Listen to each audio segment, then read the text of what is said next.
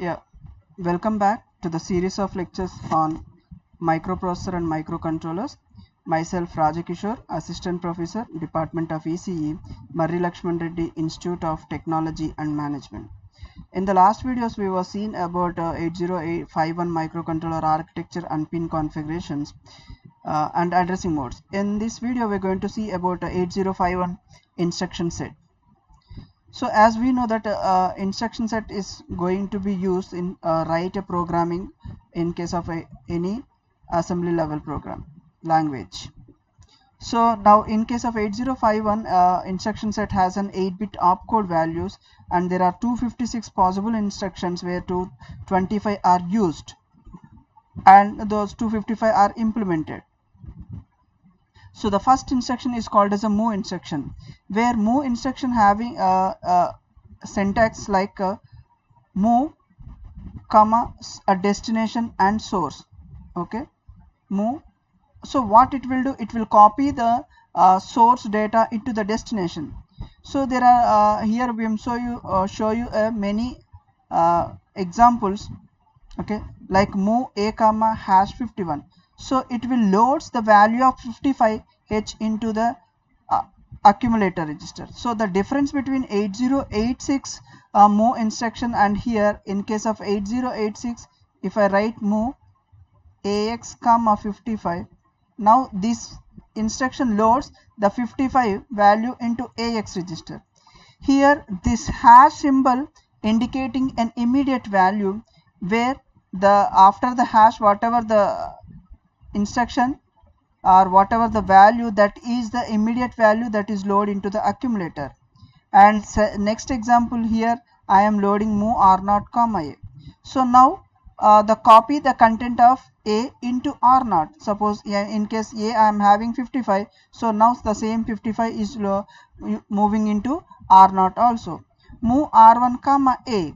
So it will move r, so any register, here I am using a register as a destination, and if I use move r3 comma, here r3 is loading with an immediate value of 95, and again it is moving into an accumulator. So like that, here source may be a register or a accumulator or a B register, and destination may be a register or a memory locations. So next type of instruction is called as an add instruction, add a comma source, where is nothing but always when I am using any addition instruction in case of 8051, always destination must be an accumulator. Not only the addition instruction but also in subtraction instruction also your destination is an accumulator. Now the source may be a register or immediate value or a memory location.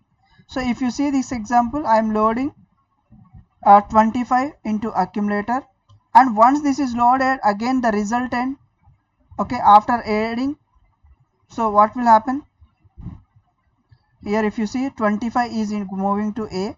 Now accumulator having 25, I am doing 34 immediate value into r2. I am adding a comma r2, so 34, 82, 12, 152. So whatever this 62 value, again that will be overwrite into our accumulator. So always whatever the destination register used, that is also used for the holding your result in case of addition and subtraction instructions. So the syntax for this is add a comma source, where a is your destination. Similarly sub a comma source, where subtract the values. So let's take a structure of assembly language. This already we know that this is moving immediate value, I am moving clearing that, adding r5 value, add. So this is the one structure how I am going to be have an assembly programming in case of 8051. Okay, so then data types, I am using a db, data 1 colon db is nothing but it is a decimal 8-bit of a data, binary value, okay, and data type 3 I am using hexadecimal value, okay, h indicating hexadecimal, without it can take as a decimal value. Originating the address, starting address I am declaring, where should my program has to be start. by using our originating address.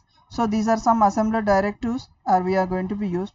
So let's take an example of addition instruction add and how it will set the program status word.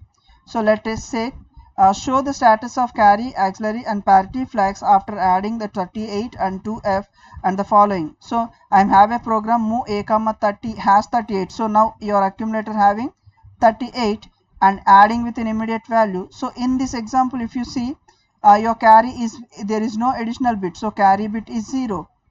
So there is having auxiliary 1 plus 1 0 1.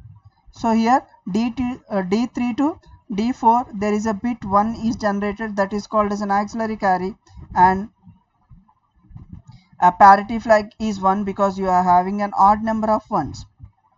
Okay, so this way after executing the addition instruction, the corresponding flags is also set.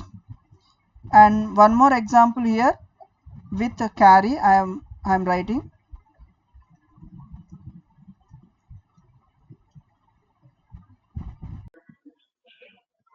Yeah. So now show the status of carry, auxiliary carry and the parity flags of addition of 9C and 64, the following instructions. Again the same thing. Okay. Now if you see this one, what is an answer you got? 9C and 64. If I add, I got a 100. So that it is having to hold only 8 bit of a data, because it is an 8-bit microcontroller, so that it can accumulator having a 0 0. So this additional one after the D7 can consider as a carry. And here the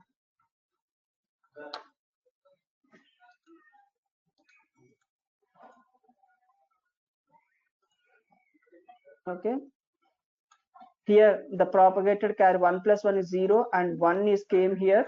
Again 1 plus 1 0 and 1 is came, so that D3 to D4 the auxiliary carry occurred, so that auxiliary carry 1. So there is even no 0, so the parity flag is 0 since even number of ones are there. Okay, this is a difference we need to be understand. This is the importance of your program status word, because you are performing an 8-bit operation sometimes, because exact result is 100, but what it is showing as a result of 0 0. When I'm adding the 9C and 64 8-bit addition, I need to get 100 as my answer, but insufficient my registers, I'm getting 0 0 only showing. So what about the other one? That has to be in your program status word. Okay.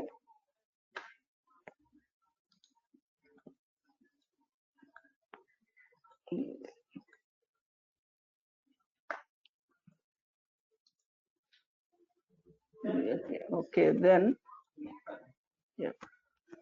So multiplication using unsigned numbers.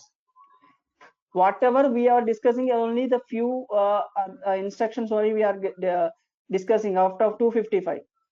So here in case of 8051 microcontroller, the registers A and B are used for multiplication. Sir, is there not possible to use registers R0, R1, R? You can keep the data in R0 or R1 data registers, but ultimately when you are going to be used, it should be shifted to your A and B, which means that both the first number multiplicand should be in accumulator, other number should be in your B register, because only two registers you have, that is A and B registers, and other things are the register banks. So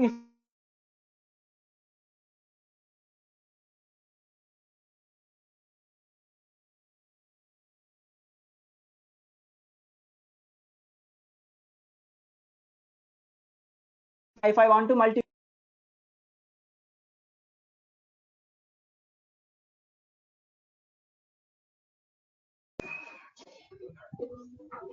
if you want to multiply A and B, what is happening? So I want to be move some 25 data into the accumulator A register, and I am moving 65 into B register. Then I am using mul AB, where in case of 8086 for using a multiplication, we are not indicating, or we are not initializing, or we are not showing your accumulator data. Okay, mul bx I am telling only in case of 806. So what is this? Only one register, one operand only showing in the instruction in case of 8086. So defaultly it will take AX, but in case of 80851, it should be show both the things, accumulator as well as temporary register B need to be shown. Okay, so when I'm going to the multiplication, so the unsigned operation like operand A and operand B must be there, so that lower byte and higher byte data will be full. So all these things, you better way you can understand when you're writing a program. Hope today you have completed your first lab, and I don't know how much you understood and what you understood. So when writing those programs, you can able to understand how these instructions exactly works. Similar fashion of, yeah. So if you write as a mul A, it won't be execute, because syntax for the multiplication instruction along with your operation code, operation field, it should have a two operands, right? Like a source and destination operand, like addition and subtractions. Here also it requires a two operands. So two operands must be a register, and those are A and B. As we said that simply, if I write as mul B, so it won't execute, because in the instruction itself it is wrong. This instruction, it should have a two operand. This is one operand B, another operand. Where is another operand? So you are not showing another operand, so that it shows an error. Okay, but the same thing when you are writing mul CX, it will be okay. It is for 8086, because defaultly another register should be considered as an AX register. It is not required to be initialized, it is not required to be right in your instruction in case of 8086 programming. But 8051 programming, you need to be right. Your second operand also, your accumulator also need to be initialized for the both multiplication and division. And for addition and subtraction also, the accumulator must be as your destination operand. Okay, accumulator must be a destination operand, because accumulator is a main and register.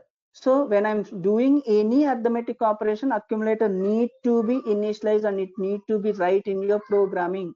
Without initializing accumulator, without mentioning accumulator as an operand, it shows your programming won't works. Okay, so that is the difference. But whereas in 8086 for multiple addition and subtraction, it is not required. An accumulator should not be considered. You can take any registers, it will be performed, and whatever the destination shows, in that result will be holded. But it is not so in case of 8051 programming. So same thing going to be happen when I'm using a division instruction. Whatever the discussions we made for multiplication, the same thing carried out by the division instruction also. So the here example, move A comma immediate value 95H. Sir, only why you should always taking as immediate value? Can't we take from a register? Of course you can take, like I write move A comma R0. So the content of R0 is moving here, register addressing mode. Okay, then move comma immediate value, then div B. Now A 9 is a quotient and B is a 5 is in remainder. So what happening here?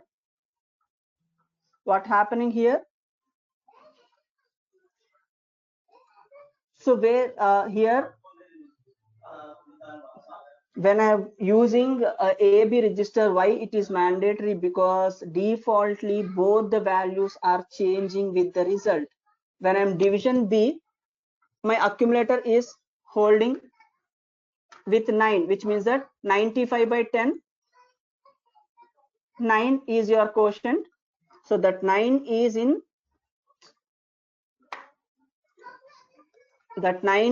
your accumulator, and the remainder should be in B register, which means that after executing any division and multiplication instructions, the content of your A and B registers are changing with new data called your result, which means that your result is overwriting the content, original content. Okay, so this is the syntax for this. So that division by byte, whatever we are seeing, it is possible only byte by byte. What is byte? 8 bits by 8 bits only possible, because it is an 8-bit microcontroller. Okay, but in case of 8086 programming, it is possible word by word and double word by word also. That means that 32 by 16 is also possible, but here it is 16 by 8 can also possible, but the procedure will take lengthy, so that we need to be initialize my data pointer, because data pointer holds a 16-bit address but not data. From the 16-bit address, again I need to be use my DPL or a DPH register movement, one part multiplication. So like that I need to be perform, I need to be do. So then okay, so these are the some conditional instructions, like checking jump if no bit, jump if bit is equal to 1. Okay, or so assume that the port 2.3 is an input and representing a condition of a oven. If it goes high, it means that oven is hot. Okay, monitor the bit continuously. Whenever it goes high, send an high to low pulse. So this way your programming will be there. This is the way your programming is there in case of 8086. So what I'm doing here, nothing I'm doing. I'm using jump no bit of P2.3 is here, which means that this particular line, port line is going to be continuously keep monitoring that is your P3 goes high. Okay, once P3 goes high, means that because port 3 is nothing but you are giving a port 2.3 is nothing but in port 2 third pin you are giving some signal. I want to be monitor that signal. Okay, so that once it is high, what I'm doing, I'm setting that bit, set bit. Okay, because these set bit, clear bit, we have seen in bitwise addressing. Okay, bitwise memories, like 22 to F, we have a bitwise programming, bitwise memories. So in the bitwise memories, I can able to use set bit, which means that that particular P2.3 bit can goes to be high, P1.5 goes to be high, that particular bit. Because why they have P2, P1.5 they asked, so that they have mentioned the port 5 has to be on, turn, that will be buzzer. Immediately after that, I'm clearing it, so that buzzer will stop. Again, it continuously monitor. If it is any go high input, buzzer will ring. If not, after ringing, sometime it will close. So that this way, I want to be check my input bit. Okay, if I want to connect something to the some port, so how do I monitor? How the 8051 controller can monitor? This is a programming. This way, continuously, if I write this thing, so continuously I can monitor, is there any input occurred to the particular pin which is assigned. If something pin is arrived, then I can say that okay, something is arrived, so I will take this particular action. Okay, so let me explain once again. So first thing you need to understand what the question is. That assume that P2.3 as an input, which means that that particular port third pin P2, so it means port 2, third pin represent input of a condition of an oven. That is an input pin. It indicates the input condition of a oven. If it is goes high, which means that that pin is 1, then what it means that oven is hot. Okay. If not, oven is cool. So monitor that particular bit continuously. Whenever it goes high, send a high to low pulse to port 1.5. So what I'm saying, I want to monitor the micro oven input signal. If someone on the micro oven, what will happen? Just clicking a button, what will happen? Micro oven will be on. When it is on or inside the oven is heat, so immediately I'll send some signal to some other port, that is port 1. Your micro oven is hot. So that I'll send some more signal, cool it. For that purpose, to monitor your input continuously, this program. So I am using jump no bit. Jump no bit. If it is bit is 0, repeat that one. Which one I want to repeat? Port 2.3. A bit ఏ ఉంది అనేది చూస్తా ఉన్నా. If that particular bit is 0, again I'll monitor. Again, if a bit is 0, again. If that particular bit goes high, jump non. Okay, no bit, I am repeating there itself. In the line only, I am continuously monitoring. If suddenly that bit is, if this particular statement gets false, which means that jump bit is occurred, this P2 microwave is on. What I'm doing, immediately I'm sending some signal to another port. Which port? P1.5. I'm sending some signal. Okay, microwave, someone has clicked, microwave is hot. Okay, then immediately I'll clear it. So high to low pulse, that is what I asked. They asked no. So P1 is set the bit, it is goes to high. Again I'm clearing low. So high to low pulse is sending to port 1. Again that loop is going to be repeat. If I want to be take a repeated version. Okay, this is a way. Why I'm telling this example here is that to monitor, because I have a 32 IO ports.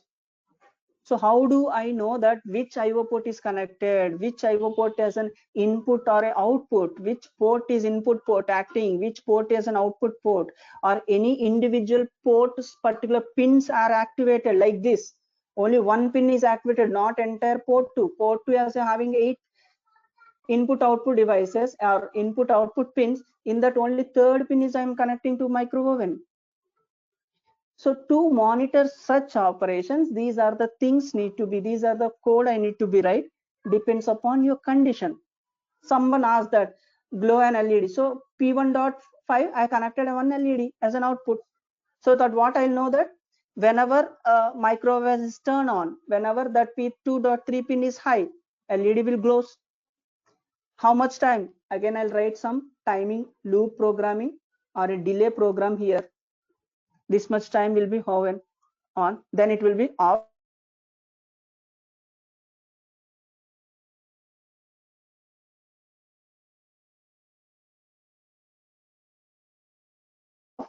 Again, someone has pressed, again LED glows and it executes that delay. It executes that particular delay. So is there any doubt here? Because other instructions are very similar of your 80, 86. Okay, only few differences are there. So only whatever the differences, those things only I am clearing. So anyway, whenever we are coming for the next class, definitely I'll play a video, because now hope no one is monitoring, so only I'll teach you like this.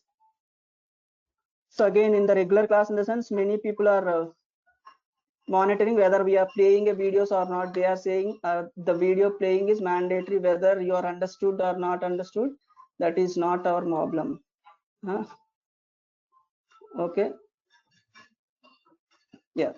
Then conditional jump instructions. So as we have seen a conditional jump instructions in case of 8086, similar fashion here also we have some conditional instructions, jump instructions. These are used for the specific conditions or a specific operations. Jump 0. Okay, jump if accumulator is 0, jump 0. Jump non-zero if the accumulator content is not equal to 0, jump. So where should I jump? You need to specify as an operand. Okay, you need to be specified. You need to be specified as an operand here. Jump to loop 1 or loop 2, something you need to be mentioned. What is this? Decrement jump non-zero. So what to decrement? In the before I need to write something, decrement that value, then jump the things. If it is decremented value is non-zero, go to the loop. If that is 0, then come out of the loop. So definitely these instructions we're going to be used in programming. I'll explain some programs at the time. You just recollect these informations. Okay, okay. So jump non-equal, carry is generated by, okay, jump carry, jump non-carry, jump bit is 1 or a jump bit is 0. Okay, jump bit 1 and clear the bit. Okay, this particular last one is jump the bit is 1, jump after you clear the bit. Next time it won't be happen. One time only if I want to jump. Again, if that particular bit is set, again that loop going to be. So these are the some conditional jump instructions which are in 8051 programming.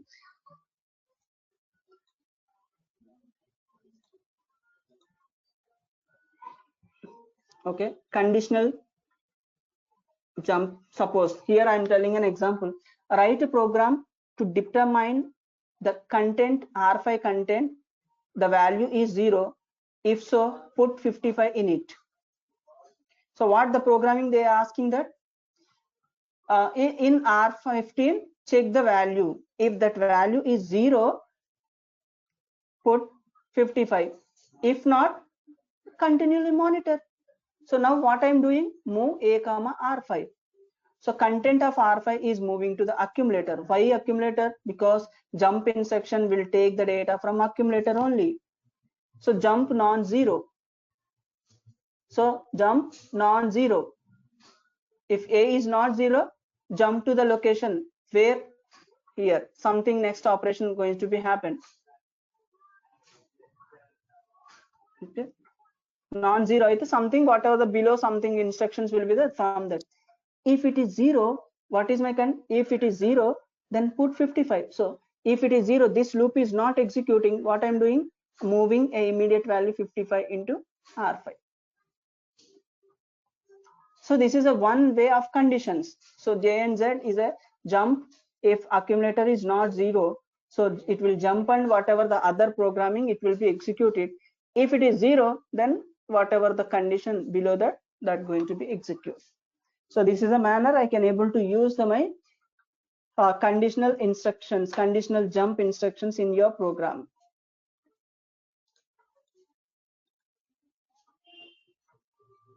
Similarly, here find the sum of the value of 79H, F5H and E2H. Put the sum in the register R0 lower byte and R5 higher byte. So what the intention here? I want to be do addition. How many bit addition? It is a 3-bit addition. 3 numbers need to be added. So for that, you can understand the programming here by seeing. So just analyze it. If you have any queries, I'll explain. So just line by line I'll tell going clearing accumulator. So why I'm going to be clear? Because in case of any previous value in the accumulator must be cleared. So again I'm clearing R5 value. Now I am keeping the first value into adding with accumulator. So what will happen? Accumulator having 0, 79 is added, so that 79 will be again in the accumulator. Jump if no carry. If carry is not, jump no carry. Add to the next number. From where I need to go? n-1. So carry is not occurred here, 79. So again going, add a comma hash f5. So now 79, what is the value is there? f5 is there. So both are added 6e. And when I'm adding 6e, I got a carry is equal to 1. So I'm using jump carry n2. Jump no carry n2. Okay. but what happened? Carry is occurred, so increment R5 value goes to be incremented.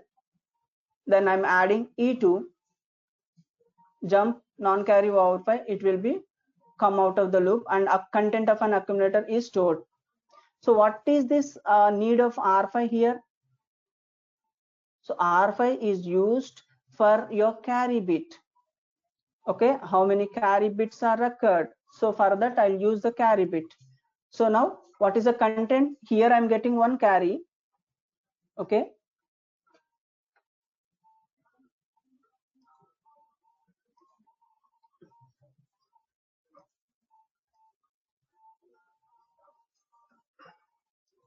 here adding F5 I'm getting one carry, so that jump non-carry I'm saying carry is occurred, so that what it is won't go for this loop, it is incremented R5 goes to be 1. Then adding E2, here also I get a carry, so jump over it won't go there, it will be go to the increment, so increment R5, so that finally 50H and 2 R5, my carries are in R5 and the sum is in my R0. So this is a manner I can go for 3-bit additions. So this is about the instruction set of 8051 microcontrollers. So if you have any queries, I'll explain you, and if not, let's wind up the things, and the remaining topics we'll discuss in the next class. Okay, so hope, I think no one having any no doubts, so let me wind up the class. Is there any doubts?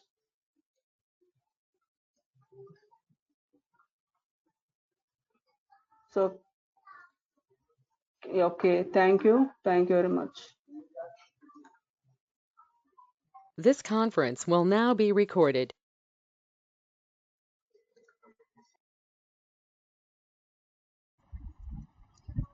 So up to now we have discussed about various instruction sets. These are the few instruction sets are available in 8051. And until happy reading, thank you very much.